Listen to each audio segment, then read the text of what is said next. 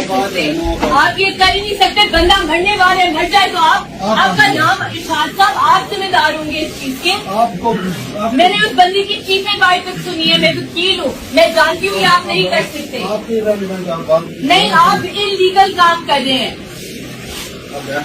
किस कानून के तहत आप ये कर रहे हैं, किस आइन के तहत आप कर रहे हैं? कोई मुजरिम है तो आप अदालत में पेश करें, आप कानून अपने हाथ में नहीं लेकर जा सकते इस तरह। सर, मैंने अपनी आंखों से आपको देखा, आप उसके मुंह पर ठुड्डे मार रहे थे। नहीं, ये इस तरह नहीं होगा। नहीं सर, आप जो कर रहे हैं आप गैर कानूनी करें, आप ये कर नहीं सकते, आप इलीगल करें, आपको तो सस्पेंड होना चाहिए। इरशाद साहब अपना बैच नंबर मुझे बताएं।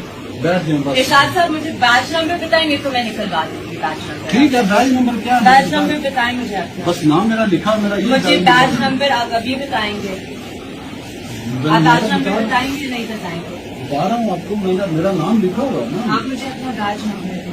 क्या बैच नंबर की क्या बात है? आप बैच नंबर दें तो आप कह रहे हैं। आपको पता है कितने लोग इस तरह मरते हैं? बता दीजिए हुआ क्या है, ये क्या? ये अंदर मुझे चीखों की बाहर से आवाजें आ रही है, मैंने इधर का दरवाजा अंदर आके खोला, ये बच्चे को या जो भी अंदर है उसे मुंह पर इस तरह ठुड्डे मारे थे, उसकी चीखें बाहर तक आ रही थी, सबको आवाजें आ रही थी, और अब ये बैच नंबर नहीं दे रहे।